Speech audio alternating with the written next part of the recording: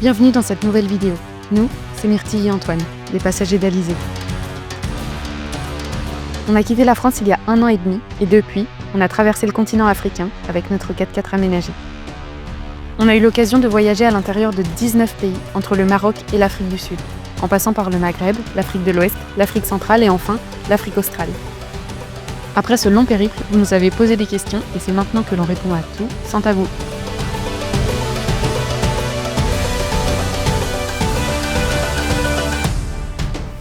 C'est parti pour répondre à toutes vos questions que vous nous avez posées sur Instagram. On est content de se prêter au jeu une nouvelle fois. On a réalisé que la dernière fois qu'on avait tourné ce genre de vidéo, c'était il y a presque 1 an. On va commencer par parler du voyage dans sa globalité, de ce qu'on a aimé, ce qu'on n'a pas aimé, tout ça. Après, on va vous parler un petit peu de la vie quotidienne qu'on a eue pendant ces 17 mois sur la route. On va enchaîner après sur la partie plus administrative, assurance, budget, tout ça. Et après, on finira par vous parler du futur. On en parlait un petit peu dans la dernière vidéo, mais là, on va vous expliquer plus en détail. Quel est le pays qui vous a le plus marqué humainement? Je crois que, sans discussion, on dira tous les deux le Sénégal. C'était nos premiers pas en Afrique de l'Ouest. C'était complètement ouf de découvrir cette culture, cet accueil. On a eu la chance de faire énormément de rencontres au Sénégal avec beaucoup de gens avec qui on est encore en contact aujourd'hui. C'était sincère, c'était profond et tout, avec beaucoup de gens quoi. Ouais, enfin, beaucoup de personnes et... C'était dingue. En vrai, c'était vraiment... le Sénégal sans hésitation. Ouais. Bah, après, il y a plein de pays où on a fait des rencontres et tout, oui. Mais... Je pense qu'il y a le mélange de la culture qui est complètement dingue et qui est marquante dans l'accueil, etc. Et en plus, c'est notre premier pays d'Afrique de l'Ouest. Ouais, aussi. Je pense qu'il y a aussi ça. Ouais, tu te prends la claque tout de suite, quoi. Ouais. Dans quel pays avez-vous trouvé les plus beaux paysages? Bon, il y a eu beaucoup de paysages magnifiques partout, mais... Le plus beau, je pense que c'est quand même la Namibie, parce que c'est varié en vrai. Faut dire qu'on est sensible déjà aux paysages désertiques. Ouais. Donc les paysages, les pays avec beaucoup de désert, forcément, ils nous ont plus touchés en termes de paysages. Mais du coup, la Namibie, c'est un pays super varié et par exemple dans la bande de Caprivi, on retrouvera quand même beaucoup de verdure avec de l'eau, etc. Ouais. En plus de ce côté désertique qu'on adore. Ouais, il y a le bush central avec Etosha et tout. Et en plus, il y a l'accès aux animaux. Oui. Ouais, il y a l'accès aux animaux. Le bush, c'est particulier, mais moi j'aime bien. Et puis le désert de Namibie est magnifique. Enfin, il est varié, que ce soit entre les dunes, les lits de rivière. Ouais, enfin non, c'est... Si on doit en choisir un, ça serait celui-là. Ouais. Avez-vous eu d'autres pays coup de cœur? On a vraiment kiffé l'Angola. Ouais, moi j'ai eu un coup de cœur de fou pour l'Angola, que ce soit du coup pour ses paysages, parce que le sud est super désertique. Et waouh, quand on arrive dans le désert du Namib, c'était dingue. Les gens sont géniaux, super accueillants, vraiment une bonne connexion avec le pays, quoi. Puis je trouve que c'est au global en fait. Les paysages sont beaux et sont variés, les gens sont cool. Et c'est facile de faire du sauvage, c'est pas trop cher, il y a pas mal de trucs à voir. Ouais. Ça remplit un peu toutes les cases, je trouve, pour faire ce genre de voyage qu'on fait en itinérance en 4x4. Quoi. Il y a des pistes de 4x4 qui sont super cool, c'était hyper chouette. Il a fait assez beau, il faisait pas trop chaud, ça cochait un peu toutes les cases. Quoi. Et après, il y a aussi la Guinée. Alors ça coche moins toutes les cases, mais c'est plutôt pour le côté humain, la Guinée, et aussi les paysages, surtout dans le Fouta Djallon et en Guinée forestière, c'est vraiment trop beau. Et puis on a accroché avec les gens, et puis le pays il a une histoire particulière, il a une situation aussi particulière. Il nous a touchés en fait, ce pays, la Guinée, ça nous a touchés, les gens nous ont touchés, la culture nous a touchés, et on y a passé beaucoup de temps, donc je pense que ça joue aussi. Parce que forcément, là, on a ce discours-là sur la Guinée, on y a passé 2 mois. 2 mois et demi, c'est le pays où on est resté le plus longtemps. Voilà, donc c'est énorme, et forcément, en 2 mois et demi, on a plus le temps de discuter avec les gens, de plus s'imprégner de... Puis de comprendre mieux ce qui se passe. On n'a pas tout compris du tout, parce que c'est tellement complexe la Guinée, mais ouais, en vrai, ça nous a touché, ça nous a vraiment touché. Ouais. Quel est le pays avec les pistes les plus difficiles? En fait, il y a 2 manières de répondre à cette question parce que les pistes plus difficiles, il y a des moments où on était obligé de faire de la piste difficile parce que dès qu'on se promenait dans le pays, c'était compliqué. Par exemple, je pense à la Guinée en disant ça. En Guinée, c'est difficile de passer d'une ville à l'autre sans des fois être obligé de faire de la piste, et de la piste pas forcément simple. C'est pas juste une piste en gravier, c'est vraiment de la vraie piste 4x4 comme ça. Et après, il y a des pays où il y a du goudron partout, et si on veut, on peut aller d'une ville à l'autre tranquillement par la route. Mais si on veut s'enfoncer dans le pays et si on veut juste faire de la piste, il y a certains pays avec des pistes quand même bien difficiles. On pense à la Mauritanie à cause du sable, la Namibie parce que y a beaucoup de pistes en vrai, et il y en a certaines qui sont difficiles, un peu rocailleuses et tout. L'Angola aussi où il y a quand même pas mal de pistes, et dès qu'on essaye de sortir un peu des sentiers battus, les pistes sont vite difficiles, que ce soit dans le désert ou même dans le nord, il y a des pistes un peu de boue et des trucs comme ça. Donc. On se posait la question de peut-être faire une vidéo spéciale avec ce sujet-là, sur quelles étaient les pistes les plus difficiles ou les plus belles d'Afrique. Et donc on ne sait pas si ça vous intéresse, mais si c'est le cas, n'hésitez pas à nous le dire en commentaire, on sera content de faire cette vidéo-là et de vous partager nos expériences. Quels sont vos souvenirs les plus marquants ? Bon, c'est difficile de répondre de façon précise à cette question-là, mais le premier qui, moi, m'est revenu d'un coup, et quand on a partagé, c'est notre première casse du 4x4 quand on était au Maroc. Ça faisait 1 semaine et demie, 2 semaines qu'on avait pris la route, et en fait, on s'est retrouvés au milieu du désert à casser notre rotule. À ce moment-là, on ne connaissait pas ce problème-là, et vraiment, on s'est dit, ok, maintenant tout s'arrête, notre rêve s'écroule, et c'est terminé. Et donc il y a beaucoup de choses qui ont résonné très fort, et en fait derrière ça a créé un déclic qui nous a permis de plus ralentir notre voyage, parce qu'on voulait peut-être sûrement partir trop vite, ce qui est normal je pense, mais voilà, ça a changé beaucoup de choses dans le début de notre voyage. Ça nous a mis dedans. Ça nous a mis dedans, donc ouais, ce premier souvenir là je dirais. Deuxième souvenir incroyable, c'était quand on est allé à l'école de Combelane au Sénégal. Ça faisait quelques jours qu'on était arrivé au Sénégal, et on est allé dans cette école par un contact avec notre ami Nassimo qui était là à l'époque, et on s'est fait accueillir par les professeurs de l'école, le directeur, et un des professeurs c'était Matar, et c'était vraiment fou. Et puis on a eu aussi un peu le début de la culture sénégalaise là-bas, et la culture même d'Afrique de l'Ouest. On a rencontré le chef du village à Combelane. On a discuté avec les enfants et tout, on s'est rendu compte de plein de choses à ce moment-là, on a découvert beaucoup de choses, et c'est vraiment des moments hyper forts, qu'on se souviendra pour toujours quoi, et on espère qu'on y retournera un jour aussi, ouais. En vrai, parce que on aimerait. On aimerait bien revoir ces gens quoi. Ouais, c'était génial. Du coup, un autre souvenir marquant, c'est le moment où on a commencé à créer le convoi pour partir traverser le Nigeria. Et je me souviendrai toujours de ce moment où on était sur la plage du Bénin et que tout le monde cherchait à faire des documents, les papiers, le visa, que tout soit prêt au mieux, et qu'on a fait la connaissance de plein d'autres voyageurs qu'on ne connaissait pas, et que très rapidement on a sympathisé, et finalement on est parti avec un convoi énorme. On a traversé le Nigeria à 7 véhicules. Certaines personnes sont devenues vraiment des amis, et ces relations qu'on a créées sur la route. Parce que ça a amené après, parce que du coup on a continué à voyager, là on en a revu récemment et tout, c'est devenu des amis quoi. Donc, après, autre souvenir incroyable, c'est quand on est parti faire notre trek dans la jungle équatoriale au Congo. C'était difficile de trouver un endroit pour le faire comme il faut, avec des locaux, sans se faire assassiner au niveau des prix. Et on a réussi à trouver ce petit village de Lango vers le parc national d'Odzala, et on est parti 2 jours, 1 nuit, avec Jaurès et Rodel, les fils du chef du village. Ils étaient super cool, donc oui, on a bien sympathisé. Hyper sympathisé avec eux. Et puis c'était trop bien de pouvoir aller vraiment voir la jungle à l'intérieur. En plus là-bas elle est épaisse la jungle.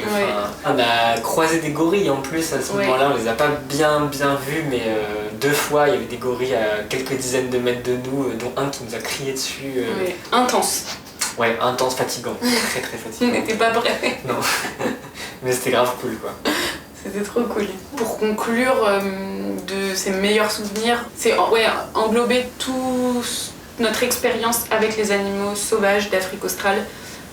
C'est difficile de citer juste un seul exemple, mais c'est vrai que rentrer en contact et vivre auprès de cette faune hyper intense, abondante, etc. C'était quelque chose de dingue. Que ce soit dans le Gonarezo au Zimbabwe, où on a eu une expérience assez intense avec les éléphants qui était super farouche, Dans Mudumu, dans la bande de Caprivi en Namibie, on a fait une expérience de dingue où on dormait au milieu des lions et ça rugissait toute la nuit. Ou même quand on était dans le Moremi et qu'on a eu la chance de voir enfin des lycaons, ça faisait des semaines qu'on les cherchait et de pouvoir enfin avoir la chance de les observer comme ça, c'était dingue. C'est difficile d'en citer un seul, mais l'expérience animaux sauvages, ça nous a marqué. Puis on s'est pris de passion pour ça, de reconnaître les animaux, comprendre les comportements et tout. C'est un truc qui nous a marqué et qu'on gardera, j'espère, un peu cet œil pour la vie sauvage, quoi. C'est trop bien ça. Qu'est-ce que ce voyage vous a appris sur vous-même? C'est difficile de répondre à ça. Pour ma part, je dirais que ça m'a un peu appris la patience, même beaucoup appris la patience et d'être un peu plus chill, tranquille, plus calme, laisser les choses venir et tout. En fait, il y a plein d'aléas dans le voyage. Je pense qu'il y a encore plus d'aléas vu qu'on était en Afrique. Du coup, il faut pas s'exciter, quoi. Il faut être tranquille et les choses, elles finiront par se régler. Et au pire, si elles se règlent pas, c'est pas grave. Et puis voilà. Avant, j'étais un peu stressée des événements qui peuvent arriver dans le futur, que ce soit dans même la vie en France et tout, mais même dans le voyage. Alors que maintenant, je suis un peu en mode de... De toute façon, au pire, si ça se passe mal, ça se passe mal. On laisse ce problème aux autres plus tard et ils régleront. Je sais qu'on s'en sortira, on va pas mourir, quoi. Tout va bien se passer. Et ouais, c'est ça. Mais en fait, tout va bien se passer. Et puis, au pire, si ça se passe mal, tu trouveras bien une solution, quoi. Et du coup, pour ma part, l'aspect sociabilité, je dirais que ça renforce de fou la proximité avec les gens et du coup ça diminue l'appréhension d'aller voir un inconnu. Chez nous, dans notre culture occidentale, c'est difficile d'aborder un inconnu sans contexte, sans sujet. Aujourd'hui, dès que quelqu'un nous approche, vient nous parler, je ressens pas une inquiétude de qu'est-ce qu'il me veut celui-là. Et je pense que je l'avais vraiment avant de partir. Pour ma part, j'ai l'impression d'aborder l'inconnu de façon un peu plus sereine, avec moins de stress, quoi. Il y a ça, et puis du coup, je dirais que ça a alimenté ma curiosité. Je pense qu'il y avait certains sujets comme la politique, la géopolitique. J'étais pas trop stimulée par ces sujets-là avant de partir, en vrai. De mettre les pieds dans certains pays, d'être confrontée à différentes cultures et de s'intéresser du coup à l'histoire des pays, forcément... on a appris plein de choses, on ne connaît pas tout, mais ça pousse à l'apprentissage, à comprendre. Et ça, je suis hyper contente parce que du coup, ça ouvre plein de portes pour apprendre. Aujourd'hui, je suis super curieuse. Et... Ça, c'est bien. Ouais. Qu'est-ce qui a été le plus difficile ?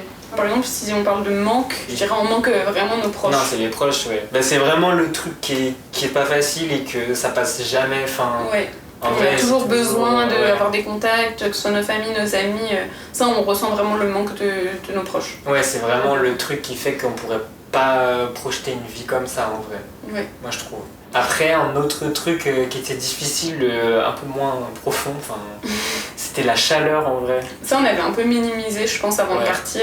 On s'était dit, on s'habituera et tout. En fait, au moment où on a été confrontés aux plus grosses chaleurs, c'était en Afrique de l'Ouest, juste avant la saison des pluies. Et là, c'était terrible. Même les locaux, c'était très difficile pour eux. Il fait une chaleur hyper importante. Et tu te lèves le matin, t'es comme ça, tu te couches le soir, t'es comme ça. Et du coup, le dernier truc qu'on pourrait citer, c'est les périodes où on avait beaucoup de problèmes mécaniques. C'est vrai qu'on a eu la chance de ne pas avoir non plus 50 000 problèmes pendant 17 mois, mais il y a eu des périodes plus intenses que d'autres. Et les moments où on enchaîne les galères, c'est chiant, en vrai. Ouais. Parce que c'est pas marrant parce que t'es bloqué, donc tu peux pas avancer, t'as pas confiance en ton 4x4, en plus tu payes beaucoup d'argent. Parfois, en plus, t'es même pas sûr que ça va réellement régler la panne, parce qu'il y avait plein de mécanos qui avaient des avis différents sur un truc, sur l'autre. Mais en fait, des fois, ça s'enchaîne, quoi. C'est vraiment, il y a un truc qui casse, tu le répares, puis après, une semaine après, il y en a un autre, puis 2 jours après, il y en a un autre. Du coup, t'envisages pas d'aller voir des trucs, parce que tu te dis, mais il y a ça dans le 4x4, peut-être ça va pas aller. Et du coup, en fait, le véhicule qui est censé être un truc qui te donne de la liberté, c'est le truc qui t'enferme un peu à certains moments du voyage quand t'as pas confiance en lui. Comment avez-vous géré le paludisme ? Nous, pour le palu, on a pris un traitement préventif qui s'appelle le doxypalu pendant 6 mois quand même. On ne sait pas quoi en penser. Nous, on n'a pas eu le palu grâce à ce traitement. Ben, grâce ou pas, hein. Oui. Parce qu'on connaît des gens, il faut le dire quand même, on connaît des gens qui prenaient le traitement préventif et qui ont quand même eu le palu. On suppose que ça diminue les risques, mais ça ne nous protège pas à 100%. Et il y a aussi pas mal d'effets secondaires. Nous, on se demande si on n'a pas eu des petits moments un peu, quelques effets secondaires, dont les trucs un peu de baisse de morale et tout, baisse d'énergie. On sentait qu'il y a des moments où notre corps il le supportait plus. C'est un traitement qui est fort quoi. Ouais, en fait on s'est dit que tant que notre corps il le supportait, on le gardait et on a réussi à le tenir pendant 6 mois. À la fin on était quand même super contents de l'arrêter. Prendre un traitement comme ça sur 6 mois, on a conscience que c'est pas bon non plus donc... On a essayé de vraiment viser le moment de notre voyage où on rentrait en Guinée et surtout on approchait petit à petit de la saison des pluies et quand on a arrêté c'est quand on était plutôt vers le sud de l'Angola. Donc en gros c'est vraiment la zone de l'Afrique où le palu est extrêmement présent, je crois que c'est 90% des cas de palu du monde sont dans cette zone là, donc c'est vraiment le moment fort. Et après en Afrique australe, il y a quand même des endroits où il est présent, mais du coup on prenait plus le traitement parce que c'est moins, y a moins d'occurrences de palu quoi. Oui, on a décidé de l'arrêter et on s'est dit bon bah si on l'a... Pareil ce choix là, c'est complètement subjectif. C'est hyper subjectif, ouais, en vrai. Et même les médecins, enfin, les médecins ils ont des avis vachement différents là-dessus, que ce soit les médecins en France, les médecins ici, enfin, il n'y a pas de bons conseils là-dessus, je pense. On avait un test de dépistage, plus le premier traitement à prendre au cas où on développe le palu avant de se rendre dans des structures au plus proche, structures hospitalières. Comme ça on avait de quoi réagir. Est-ce que vous êtes fatigué ? Là ça va. C'est pas toujours la même réponse. C'est un peu par phase. Il y a des moments où on pète la forme, on est hyper stimulé par tout ce qui se passe autour de nous, on vit à 100 à l'heure. Et d'autres moments où forcément, c'est comme la vie de tous les jours de toute façon, il y a des moments où ça va moins bien, t'as moins le moral, t'es plus fatigué, t'es moins motivé pour faire des trucs. Mais on a quand même, c'est vrai que du coup le voyage, vu que ça amplifie tout, c'est soit t'es au max et tout, c'est le feu. Et des fois, t'as l'impression ça va pas du tout. Il y a même des moments où on se disait est-ce qu'on rentrerait pas, est-ce qu'on fait pas demi-tour, est-ce qu'on fait pas une pause en France. On a eu des downs comme ça aussi, quoi. Donc, mais là, on s'accroche à ce fait que on se dit c'est des phases et on sait que c'est des phases et on sait que quand on ressort de ces phases de down, et en fait, souvent on est encore plus boosté dans le voyage, on est plus à fond. Et du coup, c'est un peu on serre les dents pendant les moments où ça va pas trop. Nous, c'est un peu notre manière de gérer le truc on s'écoute, mais pas non plus au point de dire ouais, vas-y, on rentre en France et tout, parce que à un moment, on a failli le faire et heureusement qu'on l'a pas fait en vrai. Ouais. Mais c'est assez personnel ça, c'est pas non plus un truc que je conseillerais, faut quand même s'écouter un minimum. Oui, bien sûr. Est-ce que ça a été compliqué de vivre à deux dans un petit véhicule ? Et l'avantage qu'on a, en fait, c'est que on est parti dans des pays qui ont des météos hyper agréables. Bon, à part quand il fait extrêmement chaud, mais de toute façon, on n'allait pas s'enfermer dans le 4x4 à ce moment-là. Mais voilà, on vit en extérieur et donc en fait, on n'est pas du tout enfermé dans un 4x4. Mais même c'était le choix du 4x4 en fait, à un moment on s'est dit vas-y, plutôt que de s'enfermer dans un espace genre un van ou je sais pas quoi. Oui, un van c'est facile de s'enfermer. Là on s'est dit on va prendre un 4x4 comme ça, de toute façon on pourra pas être dedans et en fait on sera dehors et du coup non, tu te marches pas dessus dehors parce que dehors c'est grand. Non. Quel a été votre budget pour 17 mois de voyage ? On a dépensé 20 000 € à deux pour nos 17 mois de voyage sur les dépenses quotidiennes et en plus de ça, un peu en extra, on a dépensé 5 000 € dans la mécanique du 4x4. C'est énorme. Et c'est énorme. En fait, ces 5 000 €, on les attendait pas. Enfin, on savait qu'il allait y avoir un peu de frais mécaniques, on pensait pas que ça allait être autant. En fait, je pense qu'on s'est voilé la face avant de partir. Oui. On n'a pas cherché à se renseigner plus que ça parce que... Et à la base, du coup, nous, on prévoyait pour 1 an et demi de voyage, donc c'est ça, là, 20 000 €. Donc du coup, c'est nos dépenses quotidiennes, mais on n'avait pas le petit delta qui est quand même pas un petit delta, parce que c'est 5 000 balles. Le truc par contre, c'est que ça a été vachement différent, nos budgets mensuels selon où on était. En Afrique de l'Ouest, et début du voyage, on était plutôt aux alentours de 900 € par mois pour deux. Et là, à la fin, en Afrique australe et même Afrique centrale, on était plutôt autour de 1300, voire même un peu plus par mois pour deux. Ouais. Et ça, c'est dû à deux trucs. C'est que déjà, en Afrique australe, la vie est plus chère quand même. Et il y a aussi beaucoup plus de tentations. Il y a beaucoup de campings, il y a beaucoup de parcs nationaux, il y a beaucoup de trucs touristiques à faire et qui sont payants, ce qui n'est pas le cas en Afrique de l'Ouest. Oui. Ou alors moins le cas, ou alors on se le permettait moins aussi. Là, en arrivant ici, on s'est dit, vas-y, on est là et tout, on profite de ces trucs-là, on sera là qu'une fois, ouais, ça nous coûte un peu plus cher. Quel avis avez-vous sur le choix de votre véhicule? Franchement, nous, on est super contents de notre choix. Vive Toyota. En fait, on est super contents d'avoir un véhicule qui est de la marque Toyota, qui est ancien, donc pas avec trop d'électronique, qui a un bon moteur. On a le moteur D4D et c'est un modèle hyper connu ici. Enfin, ici, quand je dis ici, c'est sur le continent. Africain, ouais. Africain. En fait, peu importe où on aille, et ben, le modèle était connu, il y avait les pièces, il n'y avait pas de problème de l'approvisionnement en pièces ou de mecs qui connaissent pas ce modèle et tout. Enfin, c'est un truc qu'on voit partout. On connaît plein d'autres voyageurs qui avaient besoin de commander des pièces en France. Il y en a même qui ont fait des allers-retours en France pour aller chercher des pièces et tout. Nous, c'est pas du tout des questions qu'on se pose avec ce modèle-là. Déjà avec des Toyota en général et encore plus, là, cette série-là, il y en a partout. Ouais. Enfin, en vrai, en Afrique, on voit beaucoup, du coup, c'est des Toyota série 7, des Hilux, des séries 9 comme ça. Ouais. Et après, un peu des 80, des 100, mais un petit peu moins quand même, ça dépend où. Mais voilà, on passe partout facilement, même dans des petits chemins, dans des trucs comme ça. Enfin, en vrai, nous, on est super contents de notre véhicule. Voilà. Avez-vous pris une assurance voyage? Alors oui, on a une assurance voyage depuis le début. On est chez Chapka Assurance avec le contrat Cap Aventure.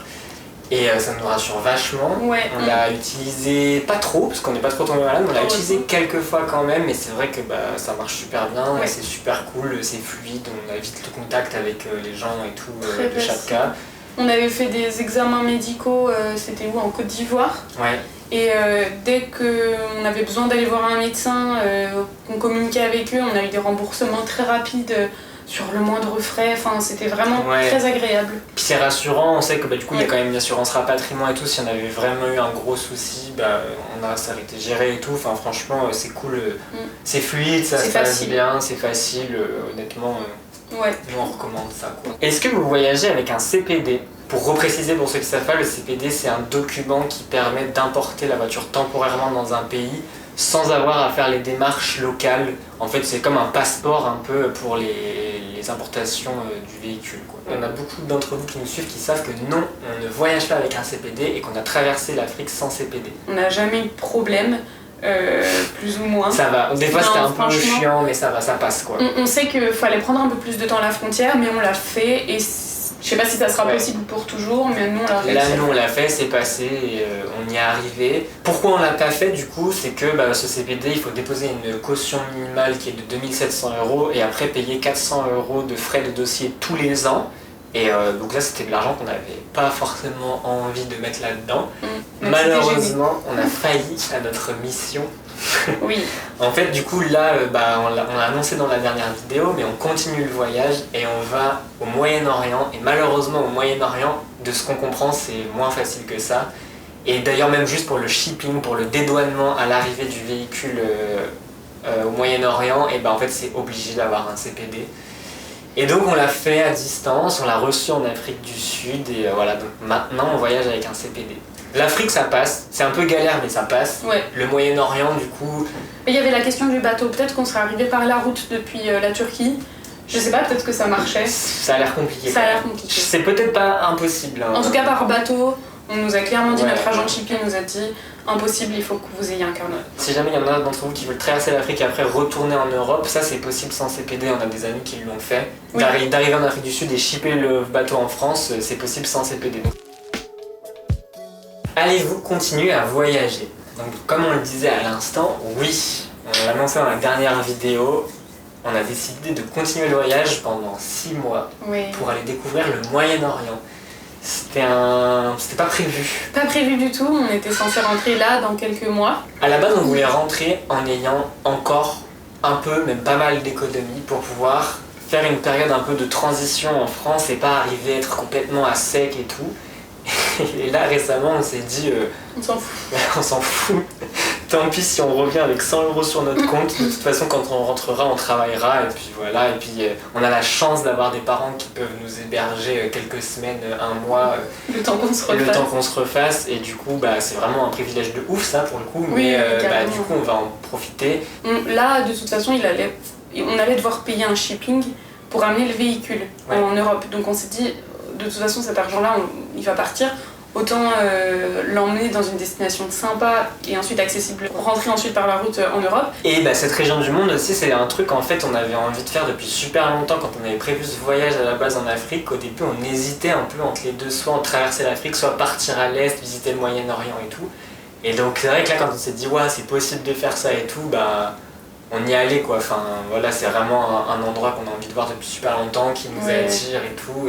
Et puis en fait on s'est dit notre cathédrale il est là, il est prêt quoi. Pourquoi pas maintenant? Ouais, parce que ça se trouve après quand on va rentrer en France on va sûrement vendre le véhicule, enfin on sait pas trop encore mais sûrement qu'on vendra le véhicule, donc après on n'aura plus un 4x4 aménagé pour faire des grands voyages comme ça et tout. Là on l'a, c'est une région qu'on a envie de faire, faut payer un shipping, on a les économies, bon bah vas-y en vrai y a rien qui nous arrête, autant faire ça quoi. Et on récupère du coup notre véhicule dans pas longtemps au port de Dubaï, à l'entrée de cette péninsule arabique.